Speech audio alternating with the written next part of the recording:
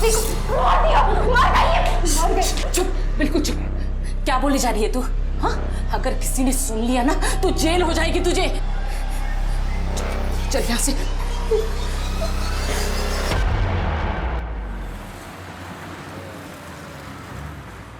ऐसा है सूरज भाई, ये जितने टीवी सीरियल्स की शूटिंग, फिल्मों की शूटिंग मड आइलैंड में होती थी ना मलाड के, वो सारी शिफ्ट होके नायगांव जा रही है।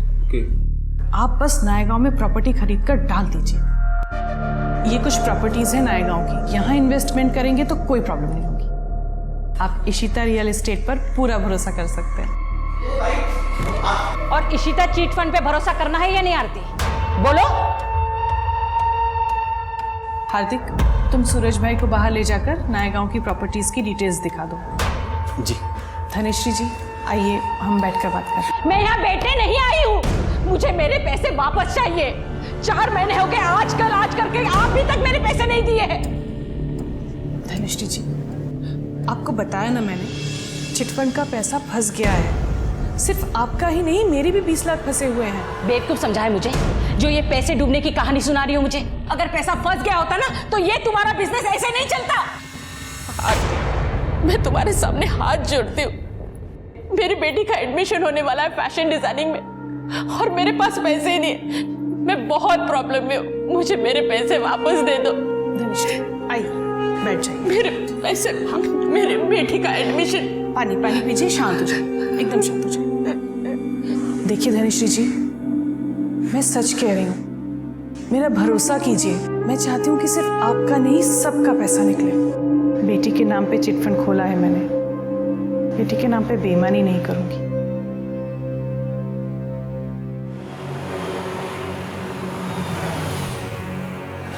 डोंट वरी यार इशिता, किसी को कुछ पता नहीं चलेगा। तुम आराम से घर जाओ, ठीक है? अंकल आंटी भी वेट कर रहे होंगे। हाँ। अरे मम्मी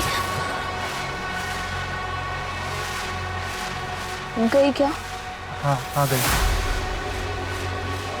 ठीक है, बाय निखिल। बाय जी।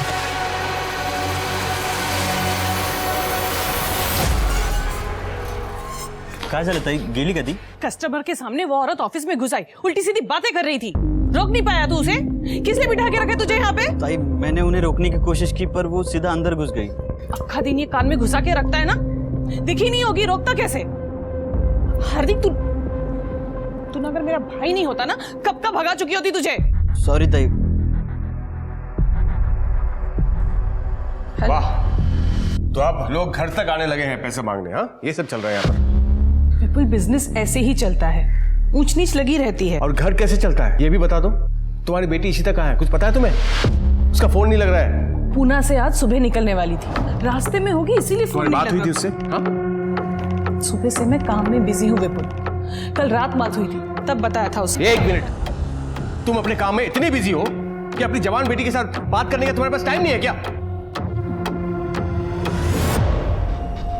लो आ गई इशिता, खामखा परेशान होते रहते। और बेटा इशिता, कैसी रही नेहा के बहन की शादी? अच्छी थी, बहुत मजा आया। अच्छा बेटा सुनो। पप्पा मम्मी सुनो ना, मैं बहुत थक गई, मुझे रेस्ट करना है, प्लीज एक्सक्यूज मी।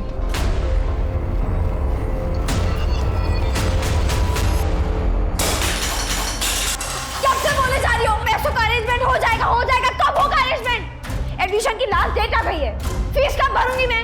कैसे भरूंगी मैं फैशन डिजाइनर? ये छोड़ो मुझे, तुम्हारी बात। मैं कह रही हूँ, मेरी बात सुनो। आरती ने कहा है वो जल्दी हमारे पैसे लौटा देगी। हाँ, मैं कह रही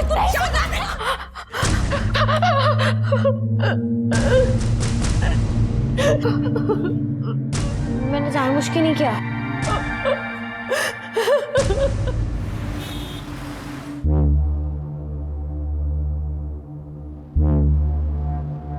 पापा, आपको ये सब करने की क्या जरूरत है?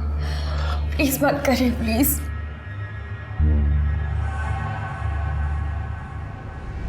मेरा क्या है बेटा, बस तुम खुश रहो, और मुझे क्या चाहिए? हाँ?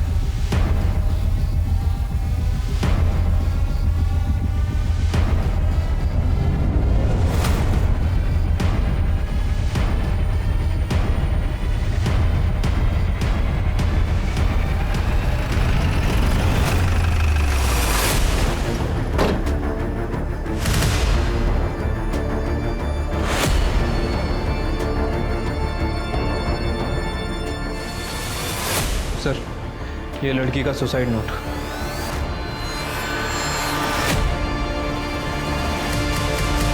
सुसाइड नोट में लिखा है कि मैं अपने पापा पर बोझ नहीं बनना चाहती, इसलिए अपनी मर्जी से सुसाइड कर रही हूँ। पुलिस किसी को परेशान ना करे। क्या प्रॉब्लम थी?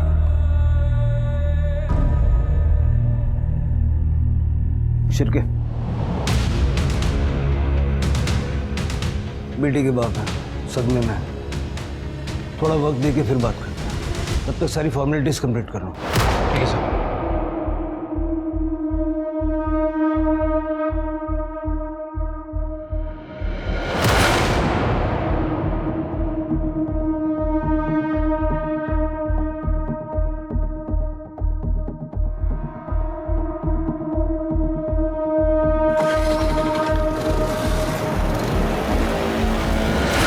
ये ऐसी हालत में कहाँ जा रहे हैं? तृप्ति, यहाँ की सिचुएशन संभालो। शिरके हेलो।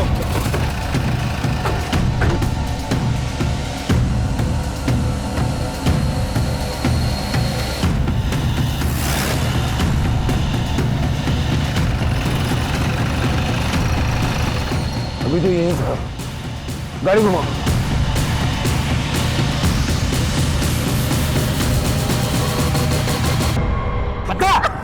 पता कहाँ है तेरी माँ? बोल बोल, पता कहाँ है तेरी माँ? बोल बोल आरती, कहाँ है तेरी माँ? बोल बोल। क्या कर रहे हैं? सर छोड़िए मत इनको, इसके बहाने ही मेरे सोनाली को बाहर ना लाए।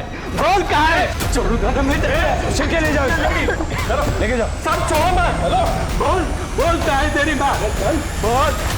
बेटा तुम ठीक हो? क्या नाम है तुम्हारा? इशिता पाटिल। ये आदमी क्या कह रहा था?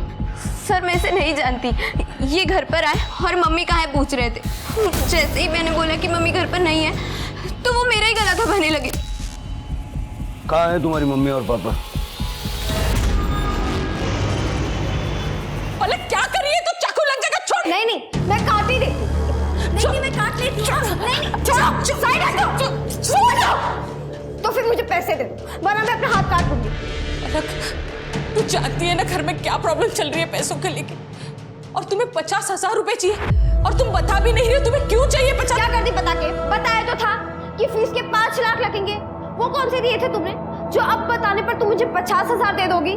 असल में तुम्हें ना भिखारी की तरह रहने की आदत हो गई है और मैं वैसे नहीं जी सकती, इसलिए मैं जा रही हूँ। बाय। बहुत दर्द हो रहा है, बहुत दर्द हो रहा है। चल सॉरी मम्मी, पता नहीं मुझे गुस्से में क्या हो जाता है। कोई बात नहीं बेटा, तू टेंशन मत ले, सब ठीक हो जाएगा। तू अभी आराम कर, सो जा, संभल के संभल के।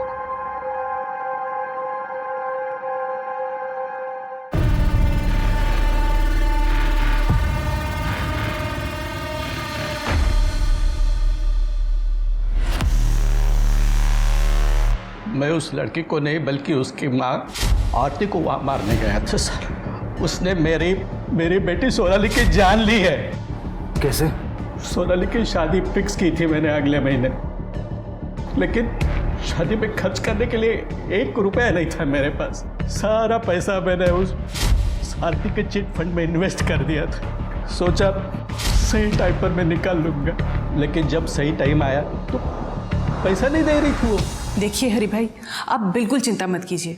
जैसे ही चिटफंड के डूबे हुए पैसे वापस आएंगे, मैं सबसे पहले आपके 5 लाख रुपए लौटाऊंगी। इसलिए शादी के लिए मैंने अपना मकान बेचने का फैसला किया सर, लेकिन सोनाली नहीं चाहती थी कि उसके शादी के लिए मैं अपना घर बेच दूं। पापा, आपको ये सब करने की क्या जरूरत है? प्लीज मत करिए, प्लीज। मुझे अपना घर बेचने से रोकने के लिए ही उसने खुदकुशी कर ली सर। हरी जी आप संभालिए अपना। क्या सोनाली के होने वाले इन-लॉज दहेज के लिए आपके ऊपर प्रेशर बना रहे थे? देखिए हरी बाबू, हम दहेज के बहुत खिलाफ हैं। 1 पैसा दहेज का नहीं लेंगे हम आपसे, मगर शादी का आधा खर्चा तो आपको उठाना है। सर सोनाली ने कहाँ लिखा हमारा नाम अपने सुसाइड लेटर में? आप लोगों ने हरी के ऊपर जो शादी का आधा खर्चा उठाने का प्रेशर बनाया, उससे सोनाली अपने पिता को बचाना चाहती थी और इसलिए सोनाली ने सुसाइड किया है। सर आप हमारी बात का विश्वास कीजिए, सर हमें बिल्कुल पता नहीं था हरी की कंडीशन इतनी खराब है। अब और हमने इसको कोई फोर्स नहीं किया सर एक्चुअली वो लड़की है ना सोनाली जिसने सुसाइड किया है, वो 3 दिन पहले हमारे घर आई थी। अगर आज तुमने मेरे पापा के पैसे नहीं लौटाए ना तो मैं पुलिस में रिपोर्ट करूंगी कि तुमने अपने पति से कहकर मेरा रेप करवाया है। क्या देखो तुम दूर हटो। मैं रिपोर्ट कर दूंगी, मैं बोल रही हूँ। हाँ रिपोर्ट करेगी ना तू? ये सब तमाशा यहाँ नहीं चलेगा, बुलाते पुलिस को। देख बुलाऊंगी, रिपोर्ट करेगी। चल मैं देखती हूँ तुझे आज। चल देखती हूँ मैं। निकल यहाँ से मेरे पास से। निकल बाहर बोल दूंगी मैं। निकल यहाँ से। ये क्या तमाशा चल रहा है आरती? उसके पैसे कहाँ हैं उनके? अब आप मत शुरू हो जाइए, मैं हैंडल कर रही हूँ ना। क्या खाक हैंडल कर रही हो तुम? वो लड़की मेरे ऊपर रेप का फर्जी केस डालने की बात कर रही थी। चिल्लाइए मत। आपसे ज्यादा ना मुझे टेंशन है इन सब के पैसों की, और मैं इंतजाम कर रही हूँ। इनफैक्ट मैं अभी जाकर पैसे लेकर आती हूँ, और बिना पैसों के आज मैं घर वापस नहीं आऊंगी। हाँ तुमसे हो पाया तो ठीक, मुझे कुछ करना पड़ेगा। सर उस दिन के बाद से आज तीसरा दिन है सर, आरती घर वापस नहीं आई है। तुम्हारी बीवी 3 दिन पहले पैसे लेने के लिए घर से निकली थी, अब तक वापस नहीं आई। किसके पास गई थी पैसे लेने? सर वो तो नहीं पता मुझे, लेकिन मुझे लगता है सर जिसने चीट फंड में पैसे डुबाए थे उसी से लेने गई होगी। हार्दिक तुम्हें तो कुछ पता होगा, तुम तो उसके साथ काम करते थे ना? नहीं जीजा जी, एक्चुअली ताई ने मुझे इस बारे में कुछ नहीं बताया था। आरती 3 दिन से गायब है और आप लोगों ने उसे ढूंढने की कोशिश भी नहीं की। एक्चुअली ताई ने मुझे फ़ोन करके बताया था कि वो 2-3 दिन घर से बाहर रहेंगी, तब तक ऑफिस का काम मुझे संभालने को कहा था। इसलिए सर मैंने ध्यान नहीं दिया कि क्योंकि पहले भी आरती काम के सिलसिले में बाहर आती जाती रहती थी। कहाँ जा रही थी ये नहीं बताया तुम्हारी ताई ने? नहीं मैडम। ऐसा तो नहीं है कि चिटफंड के पैसे तुमने गायब कर दिए और जब सोनाली ने सुसाइड कर लिया तो घबरा के आरती के चले जाने की कहानी सुना रहे हो? अरे नहीं सर, कैसी बात कर रहे हैं सर? हम जो भी बता रहे हैं आपको सच बता रहे हैं सर। पुलिस को लग रहा है उस लड़की ने सुसाइड किया है और उसी हिसाब से पुलिस इन्वेस्टिगेशन कर रही है। मर्डर के बारे में उनके पास कोई आइडिया नहीं, समझ रहे हो? तो जैसा मैं बोल रहा हूँ ना वैसा ही करो, ठीक है? हम बाद में फ़ोन करते हैं।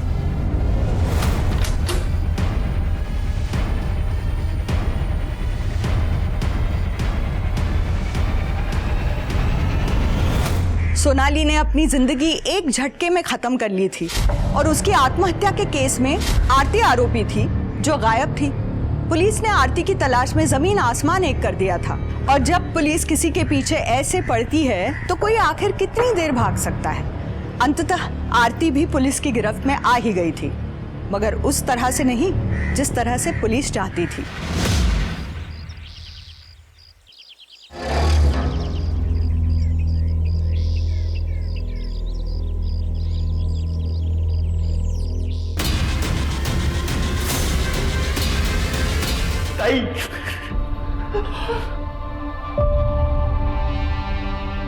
सर जब से चिटफंड का मामला हुआ था तब से कुछ लोग परेशान कर रहे थे आरती को पैसों को लेकर। चिटफंड के बारे में तो हम पता लगाएंगे ही।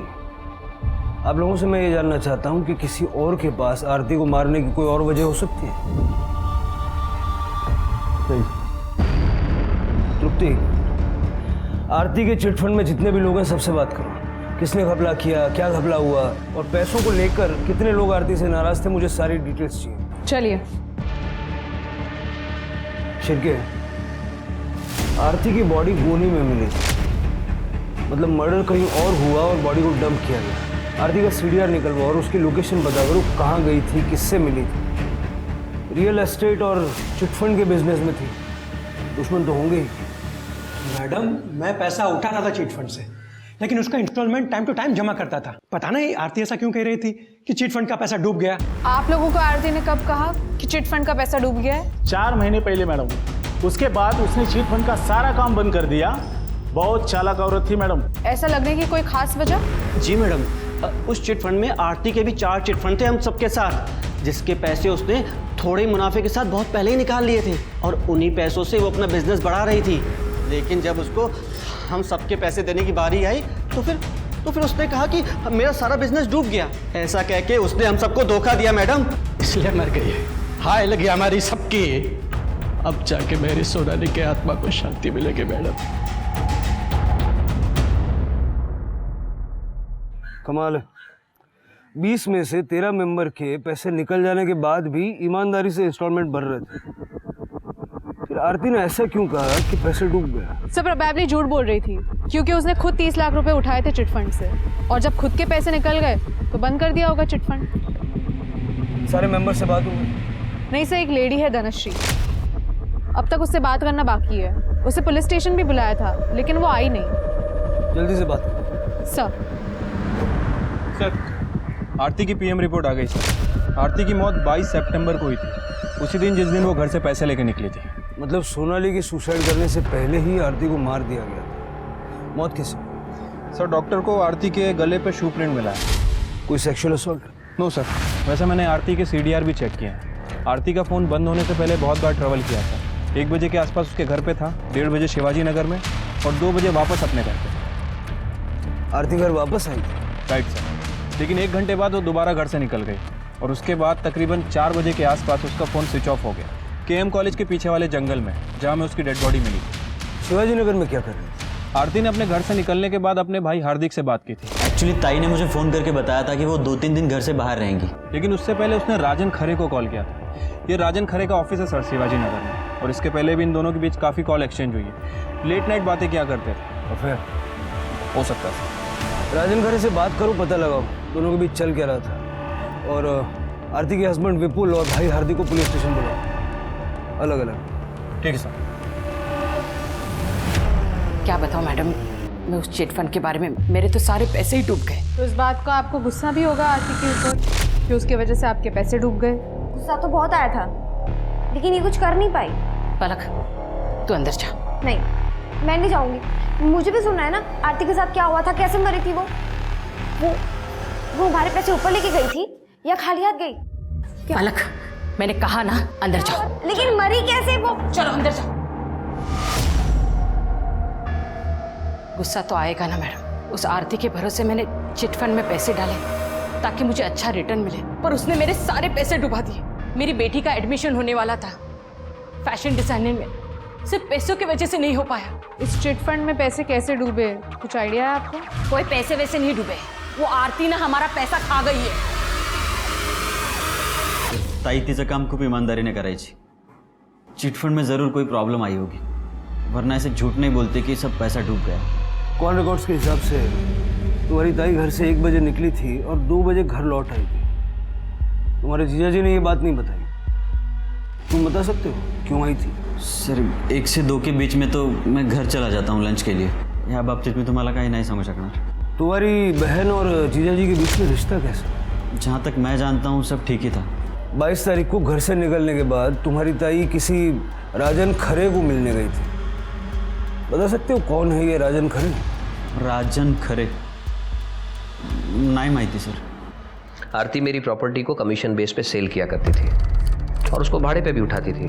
22 तारीख बता रहे ना आप? 22 तारीख को आरती ने मुझे कॉल भी किया था और वो मुझसे मिलने भी आई थी। आरती अपने घर से ये बोल के निकली थी कि वो चिट फंड के पैसे लेने जा रही है। मैं अभी जाकर पैसे लेकर आती हूँ। कहीं उसके चिट फंड के फ्रॉड में आप भी तो शामिल नहीं है? मिस्टर शिर्के, बात कहने से पहले सोच लेना चाहिए कि कहाँ बैठे हैं। इतना बड़ा बिजनेस है मेरा, ये तो संभलता नहीं और आप ये 2 कौड़ी के चिट फंड की बात कर रहे हैं मेरे सामने। तो फिर आप ही बताइए कि आरती आपसे मिलने क्यों आई थी? डेफिनेटली उसे मदद की जरूरत थी। राजन, मुझे रुपयों की सख्त जरूरत है। कितने रुपए चाहिए? 45 लाख। अब 45 लाख रुपए किसी को कोई यूं तो नहीं दे देता। बस मैंने उससे वक्त मांगा था थोड़ा सोचने के लिए। आप बता रहे हैं कि उसका मर्डर हो गया। मुझे एक बात समझ नहीं आ रही है, आरती अपने पति से मदद मांगने की बजाय आपसे मदद मांगती है। आप दोनों एक दूसरे से काफ़ी बात करते थे ना, लेट नाइट्स कॉल भी एक्सचेंज होती थी आपसे। शिर्के जी, आप अपनी बातों को कहीं और ही दिशा में ले जा रहे हैं। आप शायद भूल रहे हैं ये मुंबई है, यहाँ लोग रात भर जागते भी हैं और रात भर बातें भी करते हैं। मेरी और आरती की कॉल्स जितनी भी होती थी वो काम की होती थी। हम लोग प्रोफेशनल हैं। आप ये जो सोच रहे हैं ना, इसको अपने तक ही रखें।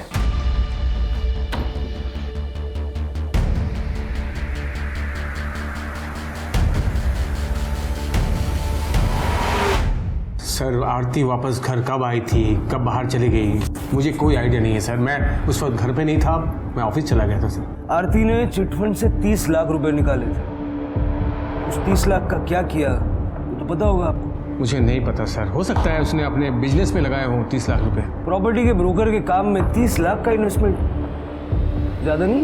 मैंने कहा ना आपको कि मैं ज़्यादा इंटरेस्ट नहीं लेता था आरती के बिजनेस में। बिजनेस में इंटरेस्ट नहीं लेते थे, लाइफ में तो लेते होंगे। आफ्टर ऑल बीवी है आपकी। राजन खरे कौन है? सर ज़्यादा डिटेल्स में तो नहीं पता, लेकिन आरती ने बताया था मुझे कि कोई बिल्डर है शायद। आरती कमीशन पर काम करती थी उसके साथ। काम ही करती थी ना, या कोई और बात? सर क्या कहना चाहते हैं आप? कैसी बात कर रहे हैं सर आप? हाँ, 22 तारीख को आपसे झगड़ा करके जब आरती घर से निकली तो उसने सबसे पहला कॉल राजन खरे को किया था। शायद उससे मिलने भी गई थी। सर आप ये सवाल मुझसे क्यों पूछ रहे हैं सर? आप जाइए ना, पूछिए राजन से। आप किससे क्या पूछना है ये आप हमें मत बताइए। आपसे जितना पूछ रहा हूँ उसका जवाब दीजिए। क्या आपकी बीवी का राजन खरे के साथ अफेयर था? क्या आप ये जानते थे? सर आप जैसे सोच रहे हैं ना सर, आरती वैसी औरत नहीं थी।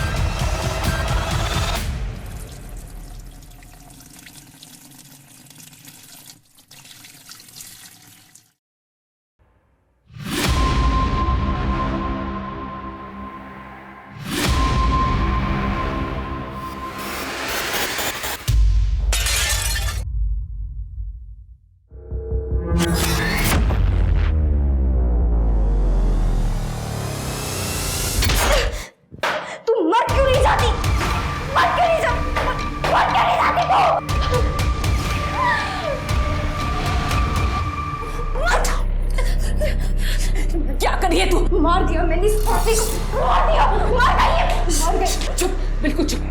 क्या बोली जा रही है तू? हाँ, अगर किसी ने सुन लिया ना तो जेल हो जाएगी तुझे। चल यहाँ से।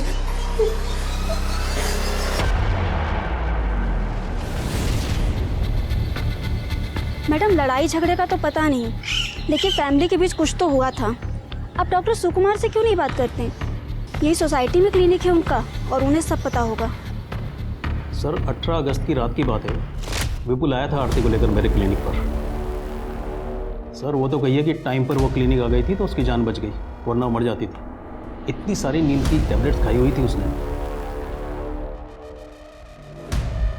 आरती ने सुसाइड किया था। और क्या हो सकता है सर?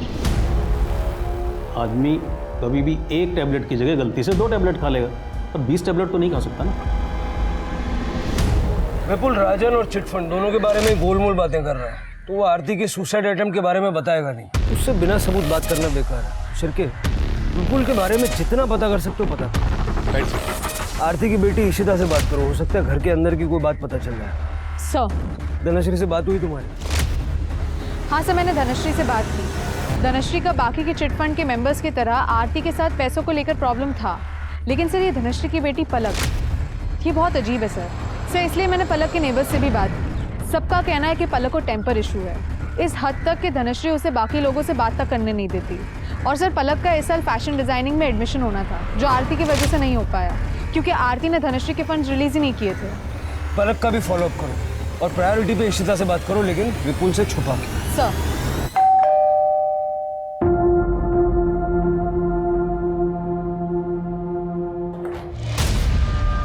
निखिल तुम यहाँ क्यों आए हो? पप्पा भी घर पर है। यार इशिता, मैं तो बस तुम्हें चेक करने आया था कि तुम ठीक हो ना। कौन है इशिता?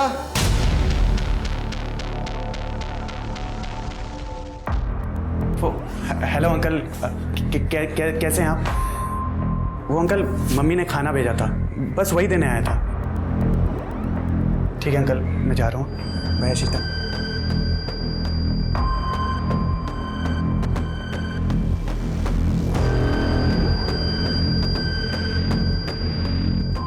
मैं जब तुम्हें कुछ कहता हूँ मेरी बात क्यों नहीं मानती हो तुम?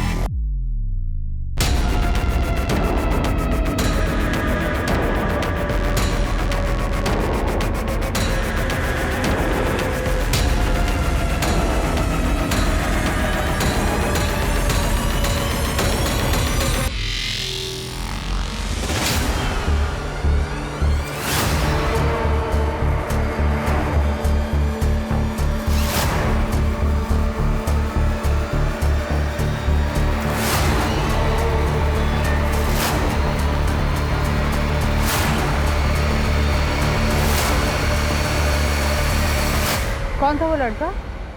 पता नहीं, होगा कोई। अच्छा मैडम, आपको कुछ काम था मुझसे? इशिता, मुझे पता है तुम्हारी मम्मी ने कुछ दिनों पहले सुसाइड करने की कोशिश की थी। और इंसान सुसाइड तभी करता है जब उसकी लाइफ में सब कुछ ठीक नहीं चल रहा होता। सच बताओ, क्या प्रॉब्लम थी तुम्हारी मम्मी को? मेरी मम्मी को कोई प्रॉब्लम नहीं थी और ना ही उन्होंने सुसाइड अटेम्प्ट करने की कोशिश की। बस उनकी तबीयत खराब थी कुछ दिनों से, और कुछ नहीं।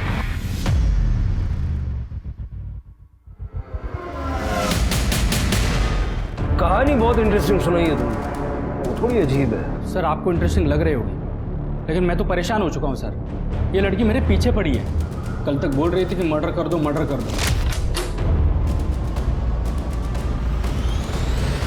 क्या है? एक मर्डर करना है और ये है उसकी फीस। अबे दिमाग से पैदल है क्या तू? चल निकल। कहाँ से आ जाते हैं और आज अचानक से बोल रही कि मैंने किसका मर्डर कर दिया है। आपने आरती को मारकर मेरा काम कर दिया, लेकिन आपने पेमेंट ही नहीं ली, और अगर आप पेमेंट नहीं लेंगे तो आपका उधार रह जाएगा, और मैं किसी का उधार रखती नहीं हूँ, इसलिए। कौन आरती? अरे आपने मारा तो था उसे, वो। चलो ठीक है, तुम मेरे साथ चलो, मैं तुम्हें एक जगह पे लेके जाता हूँ, वहाँ जाके हिसाब करते हैं, है ना? हाँ? चलो। सर मैंने इंटरनेट पे चेक किया तो देखा वाकई एक आरती नाम की लेडी का मर्डर हो चुका था। तो मुझे लगा कि अगर ये ऐसी मेरे पीछे पड़ी रही ना तो एक दिन मुझे जेल भिजवा के ही मानेगी। तो सर मैं कैसे तैसे करके बहला फुसला के यहाँ तक उसको लेके आया। तो सर आप अभी देख लीजिएगा क्या करना है। कुछ ना कुछ तो किया होगा ना तुमने, ऐसे ही थोड़ी ना लड़की पीछे लग गई। अरे सर मैं एकदम सीधा साधा आदमी हूँ। मैंने खुद सुना था इसे फोन पे 2 लोगों की सुपारी लेते हुए, इसलिए मैं इसके पास आरती की सुपारी देने गई थी। तू शांत हो जा सर, इसकी बात पर विश्वास मत कीजिए, ये थोड़ी बीमार है। आप एक सेकंड चुप रहिए। क्या सुना था बेटा तुमने? अरे यार तू मेरी बात तो सुन पहले। देख, एक मर्डर का कम से कम 50,000 होगा, 2 का हुआ 1 लाख, और इसमें कोई कॉम्प्रोमाइज नहीं होगा, इतना तो देना ही पड़ेगा किसी भी हाल में। अरे सर मैं एक राइटर हूँ, क्राइम शोज लिखता हूँ, ऐसे ही किसी स्टोरी का डिस्कशन इसने सुना होगा सर, इसलिए, बाकी कुछ नहीं है। सर झूठ बोल रहा है ये, तू झूठ क्यों बोल रहा है? सर मैं अभी क्लियर करता हूँ। सर ये मेरा यूनियन कार्ड है, अगर आप चाहे तो यूनियन में फ़ोन करके पता कर सकते हैं। मम्मी ये लोग तो मेरा यकीन नहीं करे, पर तुम तो मानती हो ना।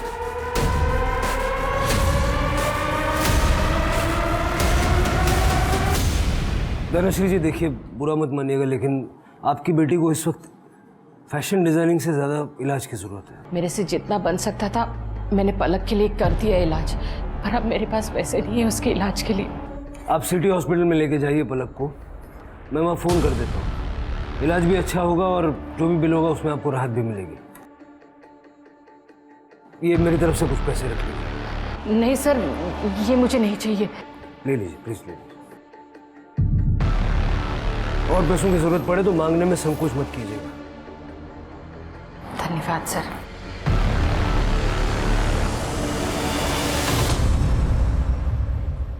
सर, विपुल के कॉल रिकॉर्ड्स मिल गए 22 सितंबर के। 22 सितंबर को दोपहर को 2 बजे विपुल अपने ऑफिस में नहीं बल्कि घर में था, और 4 बजे केएम कॉलेज के पीछे वाले जंगल में जहां आरती की डेड बॉडी फेंकी गई थी। सर मैं आपको कह रहा हूं मैंने आरती को नहीं मारा सर। ये सबूत तो कुछ और ही कह रहे हैं। सर मैं आपको सब कुछ सच सच बताता हूँ सर। उस दिन जब मैं ऑफिस से घर लौटा तो मैंने देखा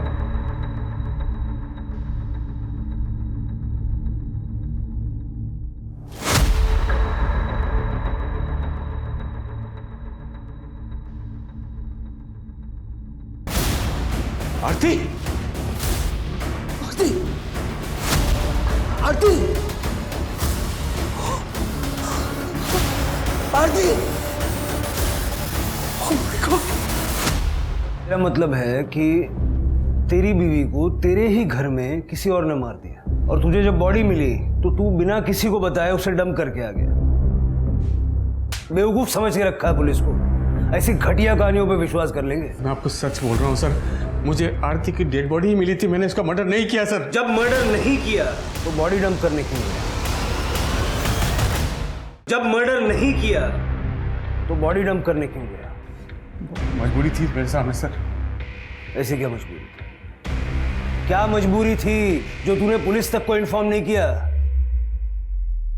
मुझे कुछ नहीं पता ये कैसे हुआ। मैं तो अपने रूम में सो रही थी। पापा मैं सच कह रही हूँ। मम्मी बेबी तो मर ही चुकी थी सर। अगर आप लोग को इन्फॉर्म करता तो आप लोग इशिता को जेल भिजवा देते। वो मैं कैसे होने देता सर? बाबू उसका मेरी बेटी है वो। तुम्हें लगता है कि इशिता ने आरती को मारा है? आरती, अगर तुमने सुसाइड करने की कोशिश नहीं की है तो इतनी सारी नींद की गोलियां तुम्हारे अंदर अपने आप चली गई।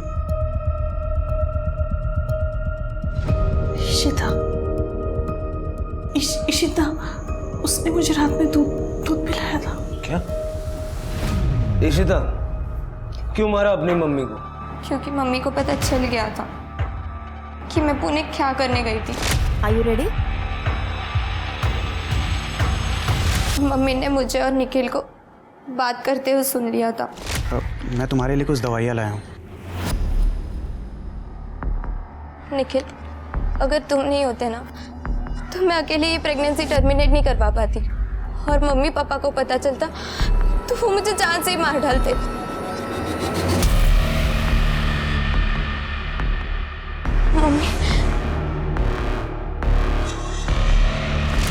मम्मी ने तो मुझे बहुत मारा, मगर पापा को उस बारे में कुछ नहीं बताया था। लेकिन मेरे मन में डर बैठ गया था कि वो पापा को कुछ बोलना दे, इसलिए मैंने नींद की गोलियां देकर उन्हें मारने की कोशिश की, लेकिन वो बच गई। और फिर पापा को जाके सब कुछ बता दिया। फिर पापा ने बात सुनो अंकल आंटी बोलता निखिल की कोई गलती नहीं थी, वो बच्चा इसका नहीं था।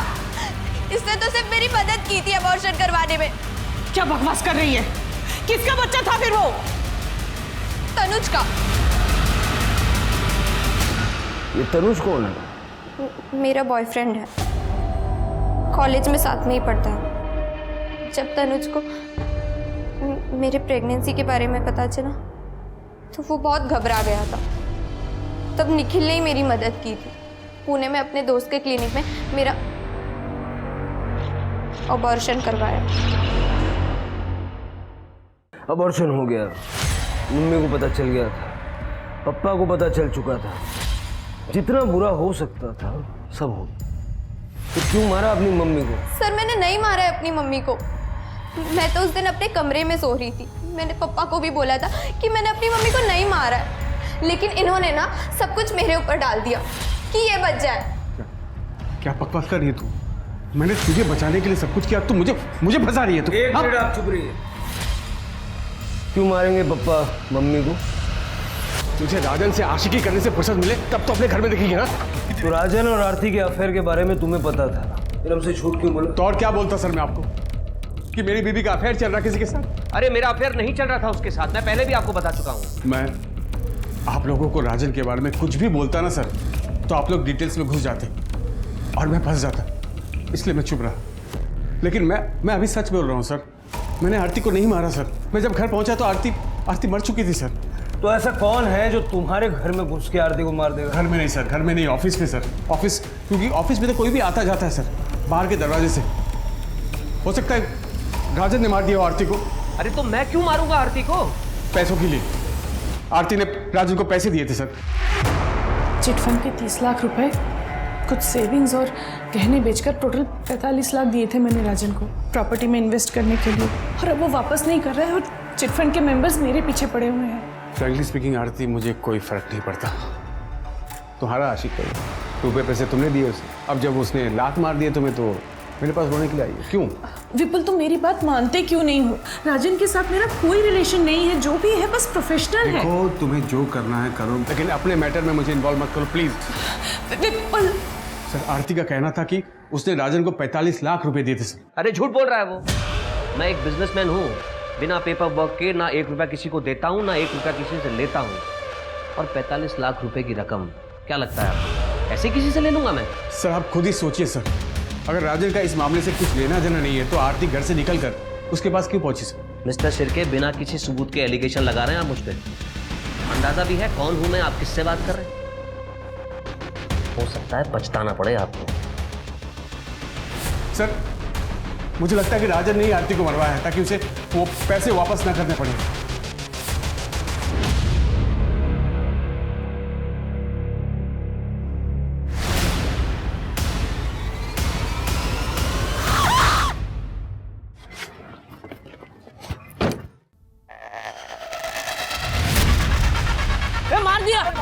मार दिया लड़के को मार दिया। दारू पिया हुआ रे।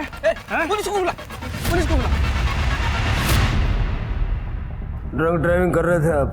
हाँ, वो कल रात पार्टी में लिया था, वही आया होगा रिपोर्ट में। जो भी है, आपके ब्लड में अल्कोहल मिला है, सीसीटीवी में एक्सीडेंट रिकॉर्डेड है। केस तो बनेगा आपके खिलाफ, तगड़ा बनेगा। कम से कम 5 साल की सजा होगी। 5 साल? रुकिए, अपने लॉयर से बात करता हूँ। बैठ नीचे। क्या बदतमीजी है ये? क्या मैं अपने लॉयर से भी बात नहीं कर सकता? अपने लॉयर से अब कोर्ट में बात करना। क्या कह रहे थे ये? हम जानते नहीं है, हमें पता नहीं ये कौन है, पछताना पड़ेगा, यही कहा था ना शुरू? अरे सर, आप कहाँ ये पुरानी बातें दिल पर लेके बैठ गए? क्या सोचा तुमने? मेरे जूनियर को बोल दोगे, मैं सुन लूंगा। सिर के चार्जशीट बनाओ और डालो इसको अंदर। सर सॉरी सर, सॉरी बोल रहा हूँ मैं आपको, बड़ी वाली सॉरी बोल रहा हूँ। सॉरी प्लीज सर, प्लीज मुझे इस परेशानी से बचा लीजिए। देखिए, अगर आप मेरी हेल्प करेंगे तो मैं भी आपकी हेल्प करूंगा। आरती के दिए 45 लाख रुपए के बारे में मैं आपको सच सच बताऊंगा। तुम तो कह रहे थे कि आरती ने कोई पैसा तुम्हें दिया ही नहीं था। उसने मुझे 45 लाख रुपए दिए थे सर, और वो पैसा मैं उसको लौटाने भी वाला था। मार्केट डूब गया, सारा पैसा फंस गया सर। और दूसरी तरफ आरती डेस्परेट हो रही थी, और उस रात भी वो मुझसे पैसे ही मांगने आई थी। राजन, लोग मेरे पीछे पड़े हुए हैं रुपयों के लिए, और पिछले 3 महीने में एक पैसा नहीं लौटाया तुमने। तो मैं क्या करूं? मार्केट डाउन चल रहा है, जब मार्केट उठेगा तो मैं तुम्हारे सारे पैसे लौटा दूंगा। तुम चाहो तो मैं तुम्हें बढ़ा कर दे दूंगा। बढ़ाकर नहीं चाहिए मुझे, जो मेरे रुपए हैं मुझे वो लौटा दो बस। अरे तो कहां से लाऊं 45 लाख रुपए तुरंत? सॉरी, देखो आरती, 5-10 लाख रुपए की अगर तुम्हें जरूरत है तो मैं इंतजाम कर सकता हूं, अगर तुम्हें चाहिए तो। लेकिन उसके लिए तुम्हें थोड़ा रुकना होगा। ठीक है, लेकिन आज मुझे कम से कम 10 लाख रुपए चाहिए। और पैसों का इंतजाम करते करते किलर्स का इंतजाम कर दिया, ताकि 1 रुपया देना ना पड़े। अरे पाटिल सर, मैंने उसे 10 लाख रुपए दिए थे। आप चाहें तो मेरे मैनेजर से पूछ लीजिए। जब तुमने आरती का मर्डर नहीं किया तो ये पैसे वाली बात हमें पहले क्यों नहीं बता दी? लालच में आ गया था सर। मुझे लगा मैं किसी को नहीं बताऊंगा तो वो 35 लाख रुपए मेरे हो जाएंगे। फिर वो 10 लाख रुपए कहाँ गए तो तुमने आरती को दिए थे? उसके घर में तो हमें कुछ भी नहीं मिला। सर उनसे पूछिए ना, आरती ने जिसे फोन करके बुलाया था, उन्हें पता होगा। किसको बुलाया? मुझे नहीं पता सर। आरती ने आखिरी कॉल किसे की थी? शिरके, उठाओ उसे। करने शिंदे मैडम हाथ पटवा। सर अब तो मैंने आपको सब सच सच बता दिया है, प्लीज मुझे इस केस से बाहर निकालिए। सर, आपने बुलाया था? सर ये तो वही औरत है जिसका एक्सीडेंट हुआ था मेरी कार से। सर ये तो जिंदा है। केस सॉल्व राजन जी, आप जा सकते।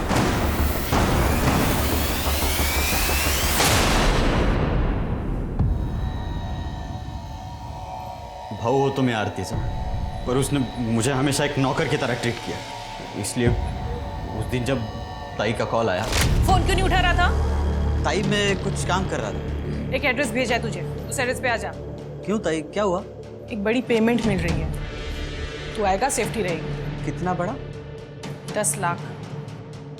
अब सारी बातें तो फोन पे पूछेगा कि आएगा नहीं। 10 लाख की बात सुनते ही मैंने तय कर लिया, चाहे कुछ भी हो जाए ये पैसे मुझे लेने ही है। इसलिए मैंने अपना फ़ोन घर पे छोड़ दिया और ताई को रिसीव करके उनके घर ले आया।